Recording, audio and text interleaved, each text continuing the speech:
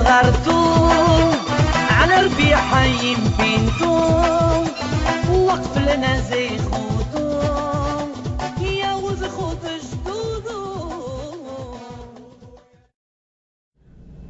Bishot Merav Rabotai, avec la permission d'Hachem, j'espère que vous allez bien. Je voudrais vous souhaiter à vous tous une bonne semaine, une bonne fête de Hanouka et une bonne fête après Hanouka. Et la raison pourquoi on dit une bonne fête même après Hanouka, eh ben justement c'est parce que il faut que on retient tous les enseignements que nous avons appris à propos de la fête de Hanouka. Maintenant, tout d'abord, je voudrais essayer de parler un peu de tout. D'abord, il y a une question que je me pose. On dit que lorsque les Grecs ils sont rentrés au temple, la première chose qu'ils ont fait, c'est qu'ils ont arrêté tous les Kohanim qui faisaient les sacrifices au temple, au Beth Amikdash. Ils ont arrêté les sacrifices, ils ont éteint la menorah. Et non seulement qu'ils ont éteint la menorah, mais toute l'huile, le stock d'huile qu'il y avait dans le Beth Amikdash, ils l'ont profané. Ils l'ont touché, ça veut dire qu'il n'y avait plus d'huile. Ils ont cherché très bien pour voir s'il n'y a pas une fiole, même une petite fiole d'huile. Pour eux, l'huile, ça représente la lumière. Ça veut dire que même en cachette, personne ne peut venir prendre du temple une fiole d'huile, même l'allumer chez lui à la maison. Pour eux, c'est l'huile bénite. Pour eux, ils étaient vraiment. D'ailleurs, c'est pour ça que le miracle était avec l'huile. C'est-à-dire que les Grecs, ils savaient c'est quoi la signification de l'huile, parce que entre nous, Hakadosh Baruch Hu, il n'a pas besoin d'une lumière, c'est celui qui a créé la lumière. Mais ça veut dire que quelque part, la raison pourquoi nous on allume la menorah dans le Beth Amikdash, c'est pas pour Hachem. Hachem n'a pas besoin de lumière, c'est pour nous. C'est-à-dire que nous, on veut dire à Hachem symboliquement, voilà Hachem, on est attaché à ta Torah, parce que la Torah c'est la lumière. Vraiment, lorsque quelqu'un fait une mitzvah, il est heureux de l'avoir fait. On n'a pas vu un juif qui a fait une mitzvah et après il a regretté. Non. Le tzara, il est avant de la faire. Mais une fois que tu l'as fait, tu es heureux de la faire. Même une faute. Même lorsque parfois on a envie de faire une faute, on fait la faute et après. Vous croyez qu'on est content de l'avoir fait, après on regrette. Donc c'est ça veut dire que la Torah c'est la lumière. La Torah c'est la lumière une fois que tu l'as fait, et la Torah c'est toujours la lumière une fois que tu as fait l'Avera. Tu réfléchis, tu te rends compte des bêtises que tu as fait, tu fais tes chevaux. Donc quelque part c'est la lumière. C'est-à-dire que lorsque nous on allume la menorah dans le Beth Amikdash, c'est symbolique, c'est pour dire à Kadosh Baruch Hu, on est heureux de cette lumière que tu nous as donnée, cette Torah qui symbolise la lumière, et on est heureux de la faire. Et le fait que cette idée, en allumant la menorah, elle est faite d'une bonne façon, donc quelque part, Akadosh Baruch Hu, il est heureux. C'est pour ça qu'il nous a donné à Hachem la menorah, la mitzvah de la menorah pour allumer les bougies, allumer avec l'huile d'olive de le Beth Amikdash, la menorah. Parce que l'huile, il symbolise l'âme. Hashemen, c'est les mêmes lettres de Neshama, l'âme. Et aussi, Hashemen, c'est les mêmes lettres de Mishnah. Mishnah, c'est la Torah. C'est la Torah. C'est-à-dire que, on veut dire qu'Akadosh Baruch Hu, c'est l'allumage de l'huile de la menorah qu'on faisait avec Amikdash. C'est ça qui purifie la neshama, qui nous a donné, et c'est ça qui nous aide à respecter pour accueillir la neshama, pour respecter la neshama, pour que la neshama soit toujours en nous et pure. Il faut l'étude de la Torah. Donc c'est la raison pourquoi Hachem nous a donné allumer. C'est-à-dire Hachem il veut qu'on s'allume, il veut qu'on allume notre corps avec avec la Torah, afin de bien protéger la Neshama. Donc, quelque part, quand je vous il est heureux. Donc, les Grecs, ils ont compris ce que l'huile d'olive au temple, il symbolise. Donc, ils ont tout fait pour souiller l'huile, le profaner, le rendre impur. Donc, ils ont bien cherché partout. Là où ils ont trouvé une petite fiole, imaginez-vous, ils ont cherché comme on cherche le Hametz à la maison à Pessah, ils ont cherché partout dans le Beth Amikdash jusqu'à que il n'y avait pas un endroit où on pouvait cacher l'huile. Bon. Alors maintenant, mais quand même, il y a eu un miracle. Il y a une petite fiole d'huile qui est restée. Eh bien, la question se pose, comment cette petite fiole d'huile, elle a échappé aux yeux des centaines et des centaines de soldats grecs qui cherchaient dans le temple.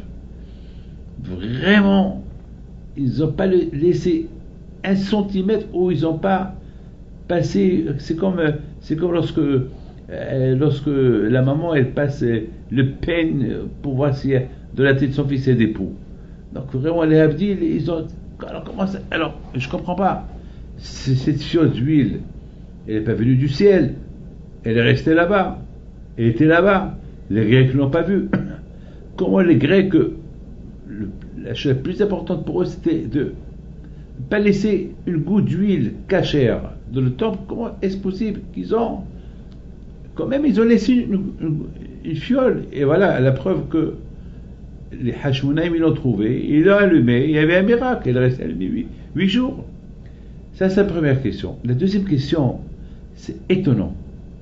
S'il y a vraiment les Grecs, c'est l'oreille, ils ont tout profané. Comment est-ce possible que les Juifs, ils ont trouvé? C'est écrit Hipso Vemasso. Ils ont cherché, ils ont trouvé. Alors je comprends pas. Comment ils ont, ça veut dire quoi? Elle était cachée quelque part, cette fiole-là? Elle était cachée quelque part. Où elle était cachée? Là où ils l'ont trouvé, les Kohanim, eh ben là-bas, c'est étonnant que les Grecs ne l'ont pas vu. C'est écrit, ils ont cherché, ils ont trouvé. Ça veut dire quoi? Ça veut dire que vraiment elle était bien cachée. C'est quelqu'un, il a dû la cacher quelque part, du manière que personne ne pouvait la trouver. Alors comment? Les Grecs, ils ont cherché partout, ils n'ont rien trouvé. Ce qu'ils ont trouvé, ils ont profané. Et les Hashmonaïm, ils ont cherché, ils ont trouvé.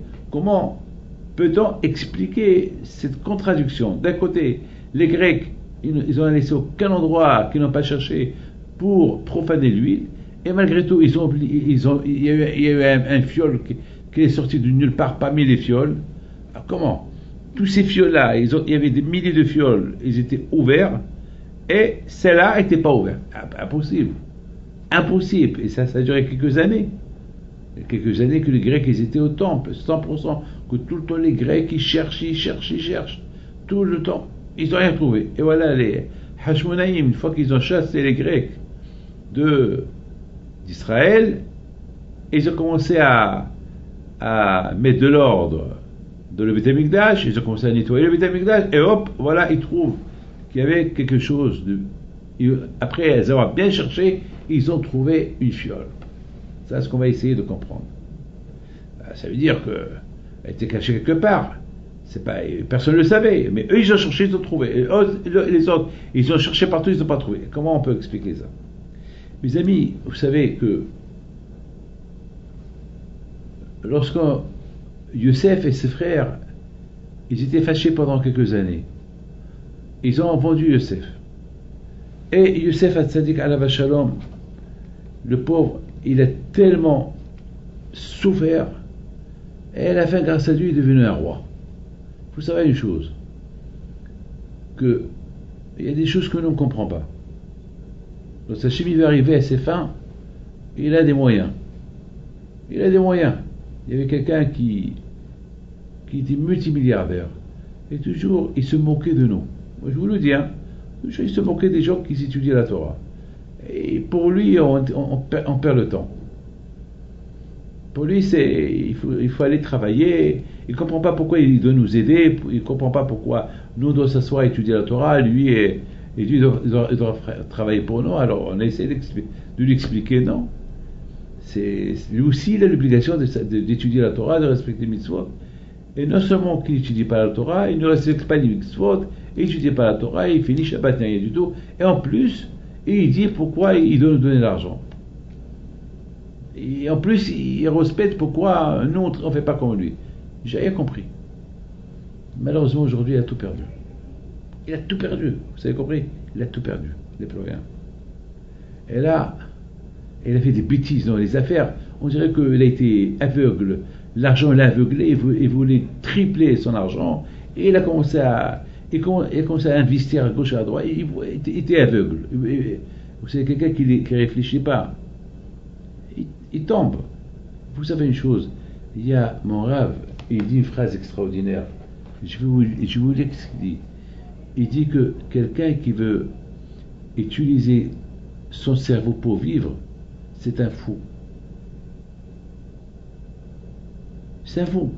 Parce que le cerveau, il peut se tromper, le cerveau. Tu peux être le meilleur pilote du monde et tu peux savoir, et tu peux même manipuler l'avion comme tu veux, mais s'il y a un problème dans l'avion, à quoi sert ta sagesse? À quoi sert? Voilà, cette semaine, j'ai entendu un maître nageur qui s'est noyé. Un maître nageur. Un maître nageur. C'est sa grand-mère qui me l'a raconté. Et quand personne ne comprend comment un maître nageur peut se noyer. Eh ben oui. Il a beau être le maître nageur et apprendre les gens à nager et à les sauver, lui-même il peut se noyer. C'est-à-dire, parce que il y a des choses qui ne peuvent pas échapper. Même s'il sait bien nager, il est limité. Il dit, mon Rav, alav shalom, la chokma, celui qui veut vivre avec sa chokma, il est fou. Il faut la émouna. Ah, si tu as la émouna à Kadosh Baruch Hu, ta chokma, il peut t'aider. Oui, si tu as les monas, mais si tu as simplement que tu veux vivre avec ta chokma, alors tu peux tomber. Parce que ta chokma ne peut pas t'aider. Parce que ta chokma, c'est pas Hachem. Il faut qu'Akadosh Baruch Hu t'aide. À quoi sert ta chokma si Hachem ne t'aide pas? À quoi elle sert ton intelligence si Hachem ne t'aide pas? À quoi sert ton argent si Hachem ne t'aide pas? Il faut qu'Hachem t'aide. Il faut l'aide. Il faut qu'il y ait l'émouna à Kadosh Baruch Hu. C'est l'émouna à Kadosh Baruch Hu. Mes amis,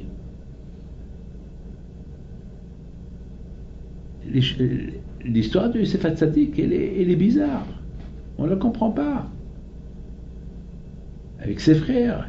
Mais Akadosh Baruch Hu, il a ses raisons. Mais ce qui est incroyable, c'est la rencontre de Yosef et ses frères. Lui, il les a reconnus, et eux, ils ne l'ont pas reconnus. C'est incroyable. Écoutez-moi. Moi, il y a des gens. Alors le Sage dit, c'est parce que lorsque Yosef a été vendu, il n'avait pas la barbe. Maintenant, il a la barbe. Et alors? En plus, il ressemble à son père. Alors, quelqu'un qui ressemble à son père, alors, son père, il a une barbe. Lui, maintenant, il a la barbe. Alors, maintenant, il doit être doux avec son père.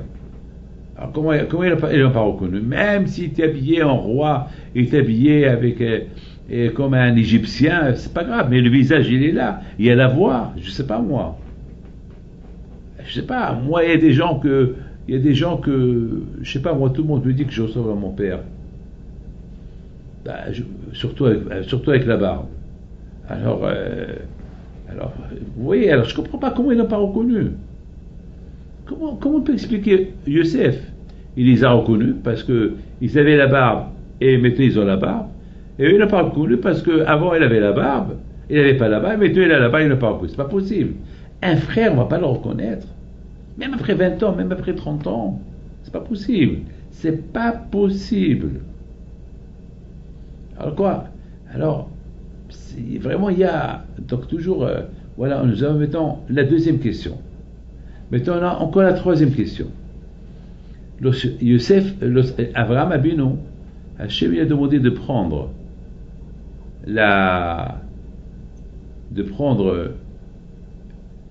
Yitzhak pour le sacrifier. C'est écrit qu'à un moment donné, une fois qu'il a attaché Yitzhak pour le sacrifier, Hachem dit à Yitzhak, à Abraham, arrête, je t'ai testé. Vraiment, je ne voulais pas que j'avais aucune intention que tu égorges ton fils Yitzhak, mais je voulais te tester pour voir est-ce vraiment tu m'aimes ou tu m'aimes pas. Et je voulais vraiment savoir est-ce que tu vas te poser des questions ou pas. Donc maintenant, super, je t'adore, je t'aime. Maintenant, puisque tu as fait ça, sache que chaque année, lorsque tes petits-enfants ils vont fauter devant moi, je vais me rappeler du sacrifice de Yitzhak. Pour moi, c'est comme si tu l'as sacrifié. Alors, non seulement comme si tu l'as sacrifié, comme si, parce qu'en sacrifiant Yitzhak, c'est tous les Juifs, ils ont été sacrifiés. Parce que Yitzhak, c'est le grand-père de nous tous. Donc, si Yitzhak a été sacrifié, toutes les âmes juives, ils étaient en lui. Donc, c'est comme aussi ils ont été sacrifiés avec lui. Donc, maintenant que Hachem considère que Yitzhak, comme s'il a été sacrifié, donc nous aussi, comme si on a été sacrifié. Lorsque à Rosh Hashanah il arrive et le Satan il vient et commence à nous critiquer, oui, on a fait des avérotes et des avérotes, alors quand je vois au il dit au Satan, même que mes petits-enfants ils ont fait des avérotes, mais une fois ils se sont sacrifiés pour moi. Alors le Satan il fait semblant qu'il ne comprend pas, et voilà, on sort le chauffard. Et le chauffard, ça rappelle le bélier. Ce fameux bélier que Abraham Avinu, il a sacrifié à la place de Yitzhak Avinu. Alors lorsque le Satan il entend le chauffard, tout de suite il se sauve. Et vraiment il se rappelle que Yitzhak, s'il aurait été sacrifié, alors tous les Amisraël auraient été sacrifiés, et Abraham il a sacrifié le bélier à la place de Yitzhak. Et lui il était vraiment à la place, donc c'est comme considérer que Yitzhak a été sacrifié et tous les âmes, tous les bénisseurs ont été sacrifiés. Donc le Satan il se sauve. Ah, maintenant, voilà où je vais poser la question. Ma question elle est, au moment que Abraham a venu il a sacrifié Yitzhak, il n'y avait pas de bélier à côté. Comment? D'où ce bélier il est venu? Ne me dites pas qu'il. En plus il était coincé avec ses cornes, par des. Il y avait là-bas des, comment ça s'appelle, il y avait là-bas beaucoup de petits, comment ça s'appelle, des petits arbres il n'arrivait pas à se détacher de là-bas. Ses cornes, il s'est piégé là-bas. Je comprends pas. Comment? Je comprends pas. Abraham Avinu, il arrive à un endroit où il va sacrifier Yitzhak. Il n'y avait rien du tout, et soudainement, ce bélier il est venu. Et il a sacrifié ce bélier à la place de Yitzhak. Mais d'où ce bélier il est venu? Ne me dites pas qu'il est venu du ciel, mais d'où il est venu? Comment? Avant il n'a pas vu, et maintenant il le voit.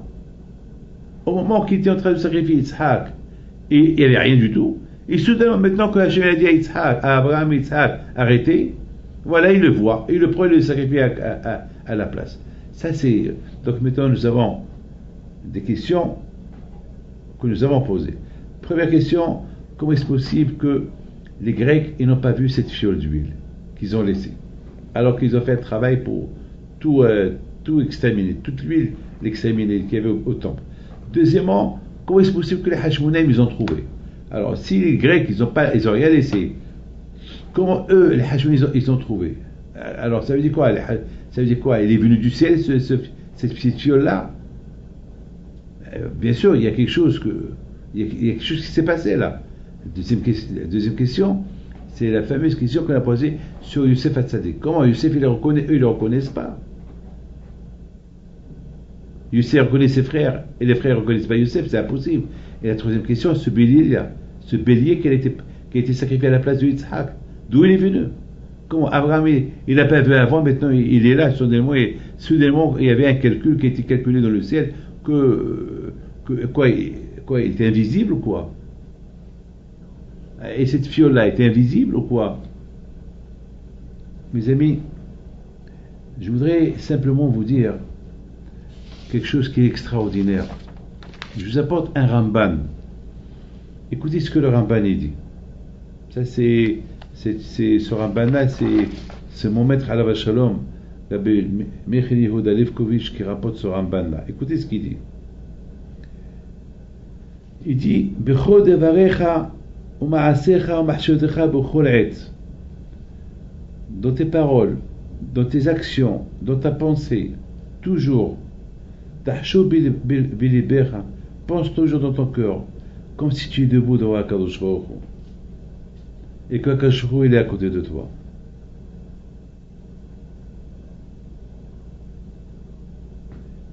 Et il dit, Rabbeinu Alav Shalom, pour arriver à ça, pour arriver à ce que tout le temps, tu sens la présence d'Hachem à côté de toi, dans ta parole, dans ta pensée, dans tes actions, il faut toujours répéter Ani Ma'amin Be'emuna Shelema. Il y a les 13 croyances dont nous avons l'obligation de croire. Mashiach, la Torah, Ani Ma'amin. Je crois en Hachem. Je crois qu'il y avait. Mes amis, il dit Rabbeinu Alav Shalom, combien des fois il faut répéter ça. Ani Ma'amin, je crois en Dieu. Si tout le temps tu répètes, tu crois en Dieu, ça va devenir, toute ta vie va devenir tout ce que tu fais avec l'Emunah à Kadosh Baruch. Mon père Alav Shalom, toujours, il répétait dans sa bouche, je t'abats chez moi. Toujours, il donnait des éloges à Kadosh Baruch. Toujours. Mon père Alav Shalom, tout le temps, toute sa vie, il parlait d'Hachem. Il dit Rabbeinu Alav Shalom que combien de fois il faut répéter que je crois en Dieu, que tu es chez toi à la maison, que tu marches là où tu es. Tu répètes avec ta bouche, dans ta tête.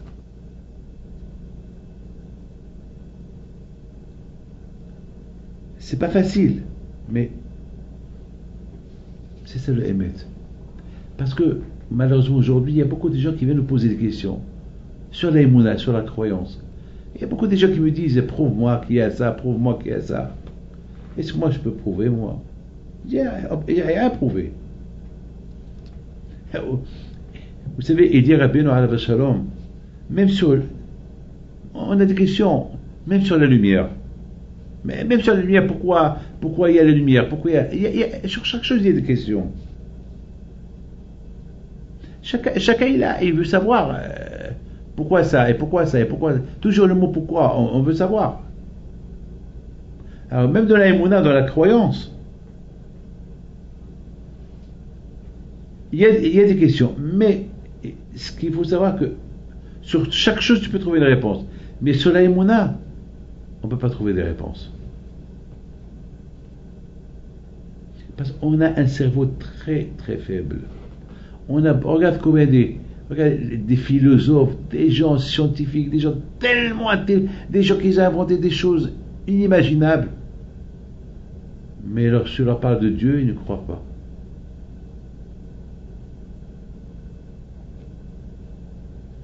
Il faut avoir cette éducation comme on a été éduqué depuis qu'on était jeune. Et la foi sans se poser des questions. C'est tout. Et lorsqu'un homme il répète tout le temps le nom de Dieu dans sa bouche, alors il va arriver à un niveau de émouna, de foi en Dieu, qu'il voit Dieu partout. Il le voit dans sa tête, comme il dit David Amelech, de mes mains je sens Dieu. Comme qu'il m'a dit une fois, Rav Shach Alav Shalom, les gens lorsqu'ils bougent les mains, c'est pas un robot bouger les mains. C'est fonctionnel. La preuve que tant qu'il y a l'âme, tant qu'il y a la vie, tu bouges, tu parles, une fois qu'il n'y a plus de vie, c'est fini. Ça y est, c'est trop tard.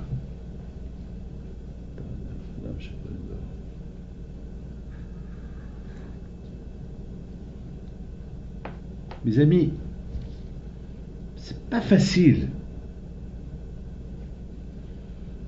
C'est pas facile de donner des réponses à tout le monde sur l'Emunah. C'est pas facile. C'est pas facile. Il n'y a pas de réponse. Il y a des questions, mais il n'y a pas de réponse. Par exemple, il y a quelqu'un qui m'a dit pourquoi il y a eu la Shoah. Je lui ai dit, je ne sais pas. Je ne peux pas te donner de réponse. Mais moi, par exemple, personnellement, je ne vais pas poser cette question. Mais lorsque j'étais à Auschwitz, et j'étais au camp de concentration de Lublin, et j'étais dans un autre, j'avais des questions.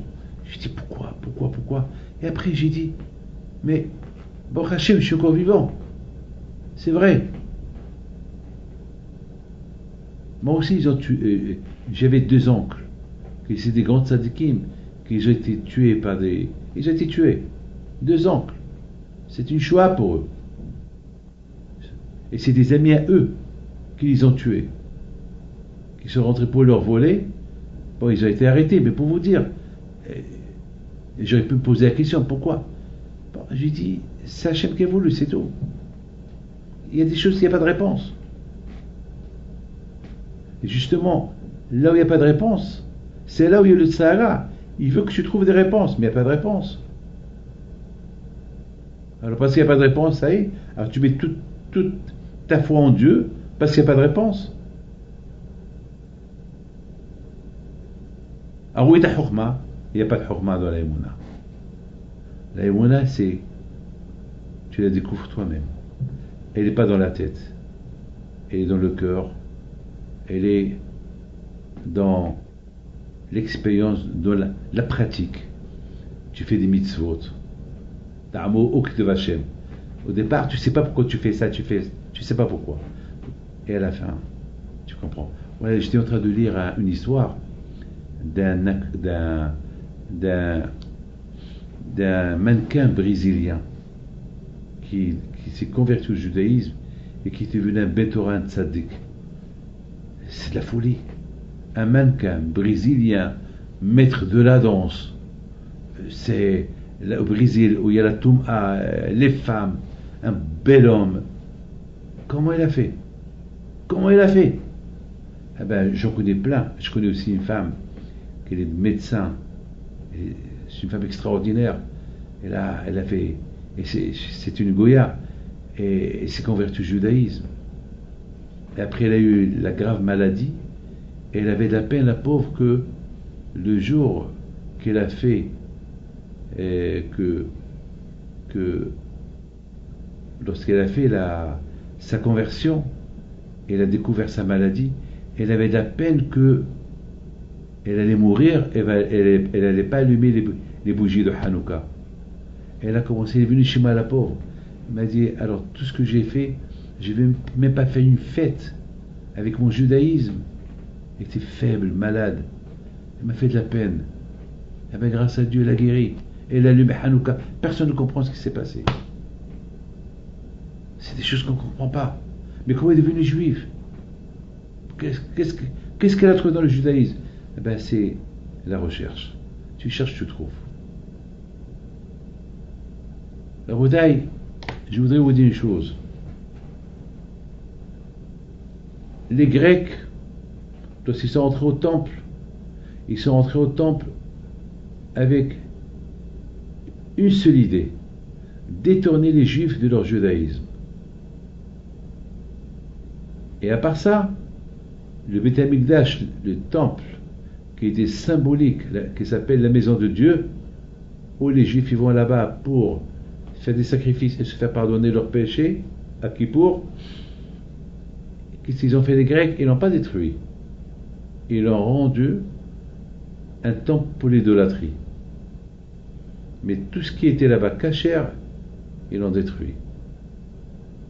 L'autel de sacrifice, la menorah qu'ils l'ont éteint, et bien sûr tout celui qui avait là-bas, tout le stock d'huile, ils l'ont ouvert, et ils ont fait attention pour ne pas laisser même une goutte d'huile, même une petite fiole allumée, éteinte, même, pardon, dans une petite fiole fermée. Mais lorsqu'Hachem il veut qu'ils ne vont pas voir, ben ils ne vont pas la voir. Voilà mes amis. C'est ça la Emouna. La Emouna, elle est que ce que le cerveau ne comprend pas, et que c'est fini, ton cerveau ne peut pas comprendre. Eh ben c'est là que la Emouna croit, et elle commence. Oui, il y avait là-bas une fiole qui était invisible. Elle était là-bas, elle était à côté de leurs yeux, mais ils ne l'ont pas vue. Ils ne l'ont pas vue. Parce que ils ont tout cherché. C'est ça l'Emouna. L'Emouna, c'est que Hachem, il peut faire des choses. Si Hachem il veut que tu vois la chose, tu la vois. Si Hachem il veut que tu ne vois pas, eh ben tu ne vois pas. Je ne suis pas en train de vous dire ici un cours de philosophie. Je vous donne un cours simple. Cette semaine, j'étais en train de chercher un petit livre, il était sur la table, et je cherche partout, et je ne le vois pas. C'est pas possible. Pour moi, la table était vide. Et je cherche partout, et je ne sais pas, et je passe à côté du livre. Jusqu'à que un de mes enfants me dit, papa, mais il est sur la table. Mais alors quoi? Quoi, je ne l'ai pas vu? Bah, je suis pas bête. Beaucoup de fois, on cherche des clés de la voiture, et la clé, elle est dans tes mains. Attends, c'est quoi après, tu rigoles tout seul. Tu rigoles tout seul. Combien de fois je vous donne un parole d'honneur, j'oublie où j'ai mis l'argent que je dois donner à tel et tel. Et après, je les retrouve plus tard parce que j'avais besoin pour les donner à un autre. Et je rigole, je dis merci à Hachem. Parce que Hachem, il savait Hachem qu'un jour je vais avoir besoin. Alors que c'est fait à Kadosh Baruch Hu, il m'a fait oublier. Une fois, j'ai donné l'argent à quelqu'un qui me les garde, et j'ai complètement oublié. Une fois, j'avais besoin, et ce quelqu'un, il vient chez moi, il me dit, Rabbi David, vous savez que j'ai chez moi quelque chose que vous m'avez donné à vous garder. Je dis, non, c'est pas possible. Ah oui, c'est vrai. Ne croyez pas que j'ai une mauvaise mémoire. J'ai une mémoire extraordinaire. Mais c'est à Kadosh Baruch Hu, il m'aide à gérer un peu mes programmes et ma vie. Alors quand je vois, il sait qu'un jour il sait que cette somme d'argent-là, je vais la dépenser et j'aurai besoin un jour. Alors quand je vois que c'est fait, il me fait oublier, c'est tout. Oui, ou bien il rend la chose invisible et un jour je viens et je trouve.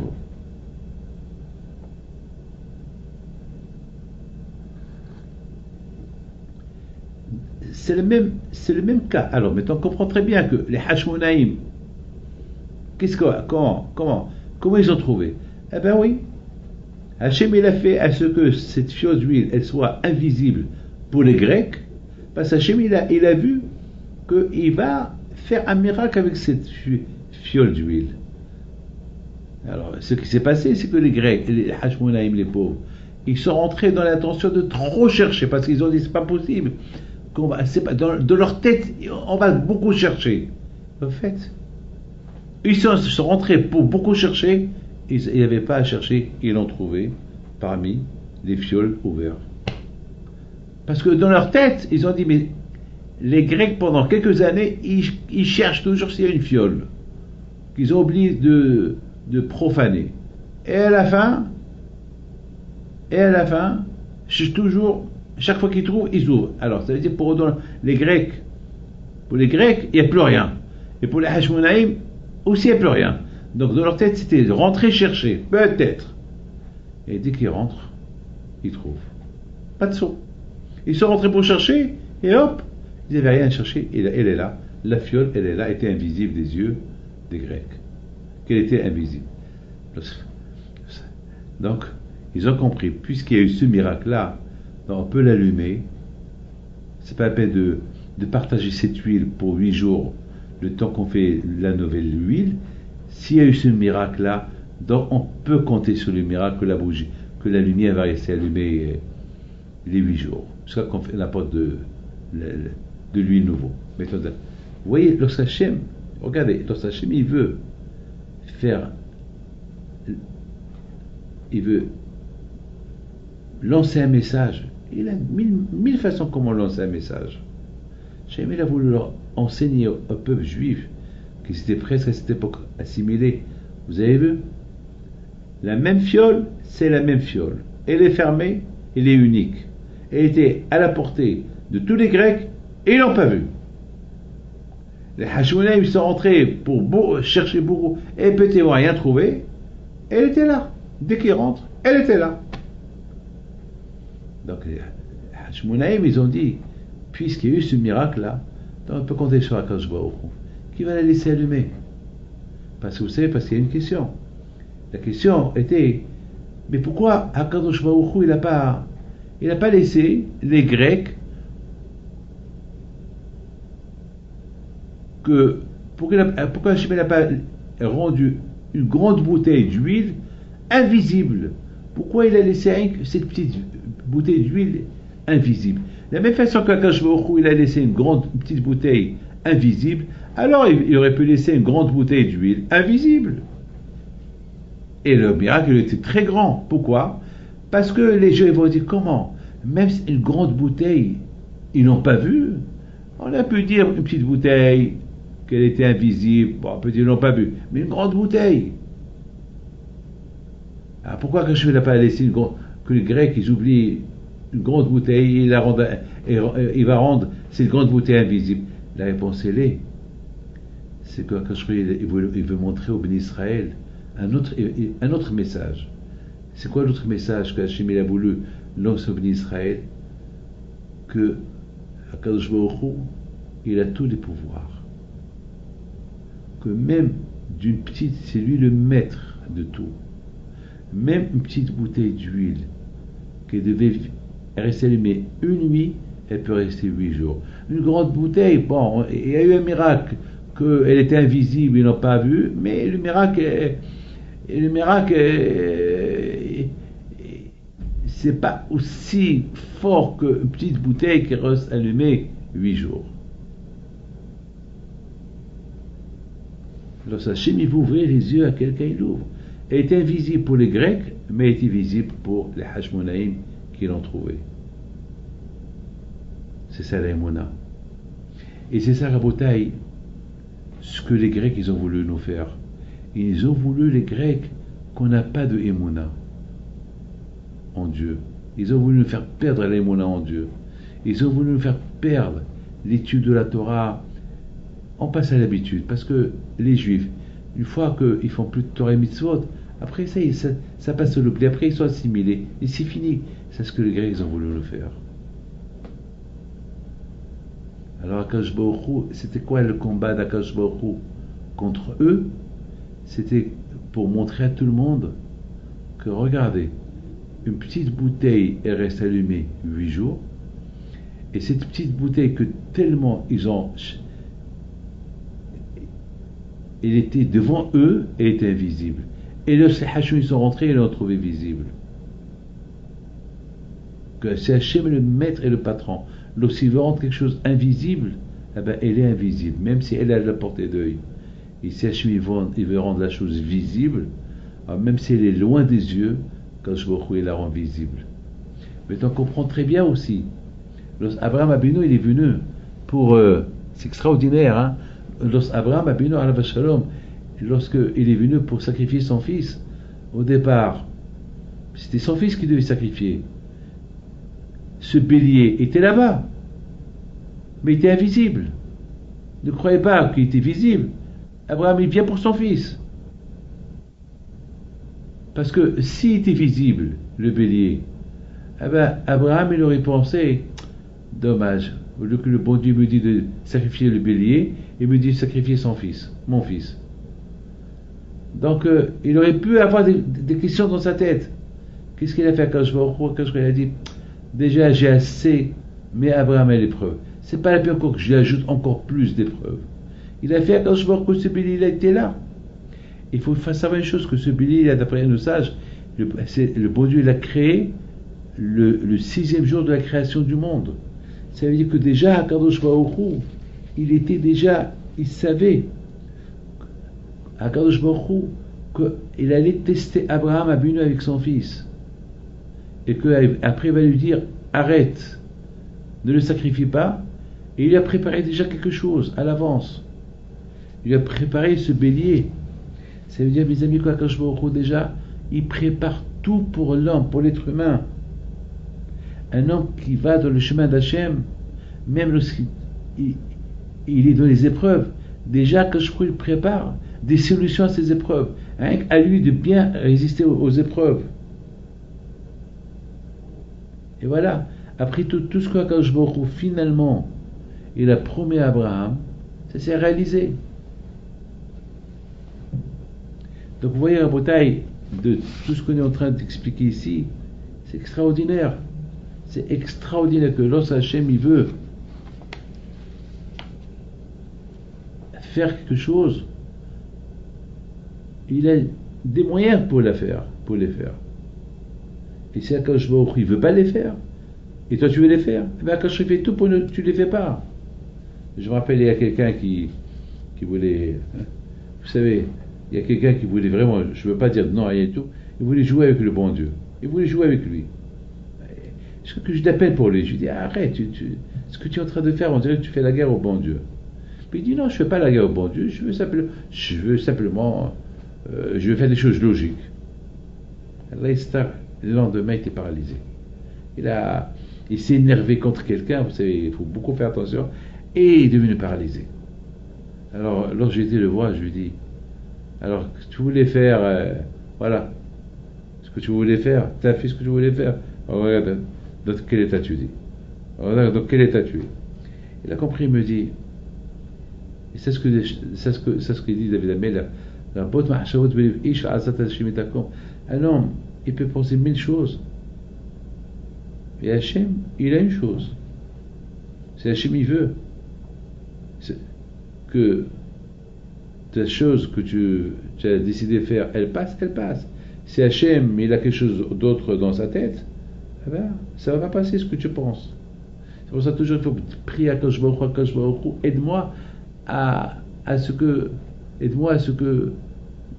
faire ce qui est bien pour moi. Il n'y a que toi, Hachem, qui sait ce qui est bien pour moi. Moi, je ne connais pas ce qui est bien pour moi. Mes amis, ce miracle de Hanouka, il est super. Peut-être vous avez compris. Yosef, Tzadik Alav Shalom, d'après la logique, ses frères devaient le reconnaître. Mais Hachem, il n'a pas voulu que Hachem, il a vu. Il a fait que Yosef, il est en face d'eux et eux, ils ne vont pas le reconnaître. Comme lui, il les a reconnus et eux, c'est Pélé, c'est de la folie. C'est de la folie. Moi, j'ai cru que dès que Yosef, dès que les frères ils vont arriver chez Yosef, ah Yosef! Même si Yosef, Zama qui fait semblant qu'il ne les a pas reconnus, ils vont dire non, ouais, c'est toi Yosef. Mais on a vu qu'Akadosh Baruch Hu, il a vu une idée. L'idée d'Hachem, et c'est que ils ne vont pas le reconnaître. Pour le bien de l'histoire. On ne va pas rentrer dans l'histoire, il y avait une raison. Il fallait que Yosef il prépare, il soit dur avec eux pour qu'après, pour qu'il les teste, c'est ce qu'il aime, et après il les a testés avec Binyamin, le frère, qui veut qu'on amène Binyamin, et au départ il y avait la guerre, papa il ne va pas vouloir, à la fin ils ont apporté Binyamin, et à la fin, une fois qu'il a vu Binyamin, son frère, il a vu que ses frères vraiment, ils ont regretté qu'ils l'ont vendu et que maintenant ils sont prêts à être bien avec lui et tout. Alors là, il s'est dévoilé à eux et on connaît tous l'histoire. Après, c'est Yaakov qui est venu en Égypte, après ils sont restés là-bas pendant 400 ans jusqu'à qu'ils sont sortis de l'Égypte et recevoir la Torah, ils sont rentrés en Israël. Mes amis, on est maintenant à l'époque de la fête de Hanouka. Et on allume la Hanouka. On se rappelle de l'histoire de Hanouka, on se rappelle la lumière, on se rappelle que les Grecs, ils ont voulu apporter l'obscurité, une obscurité qui ressemble à la lumière. Vous savez, il y a la lumière et il y a l'obscurité. Vous savez, quelqu'un c'est comme quelqu'un qui compte l'argent, il compte, il travaille, il n'en profite même pas. Et après il meurt, et il est dans une tombe obscure. Car tout l'argent qu'il a fait, il voyait, c'était la lumière obscure. Il n'a même pas profité de sa vie. Et c'est la raison pourquoi les Grecs, ils ont voulu apporter des tentations, vivre avec le Sahara. Voilà, le plaisir, c'est ça la lumière. Comment ça s'appelle, les théâtres, les gladiateurs, allez-y voir les hommes se battre contre les animaux et les aimer vous les tuer et crier hurrah, hurrah. Le football, marquer des buts, c'est des plaisirs, mais qui t'amènent à rien. Voilà, alors, hipsu matsu, il faut chercher la vraie lumière. La vraie lumière qui donne le plaisir et maintenant et plus tard et après et au futur. Et on trouve ça que dans la Torah. Et c'est ça le miracle. Le miracle, c'est que lorsqu'on découvre la vérité, il n'y a pas un miracle plus que ça. Lorsqu'on fait Teshuvah, il n'y a pas un miracle plus que ça. Oui, mes amis, oui, oui, c'est ça, mes amis. Donc, avec l'aide de Akadosh Baruch Hu, qu'Akadosh Baruch Hu il fasse, Be'ez Hashem, qu'Akadosh Baruch Hu, il nous prépare que des bonnes choses, qu'on voit que des bonnes choses, Be'ez Hashem, et que Be'ez Hashem, on verra Mashiach Tzidkenu, Bimera, Biyamenu, Amen.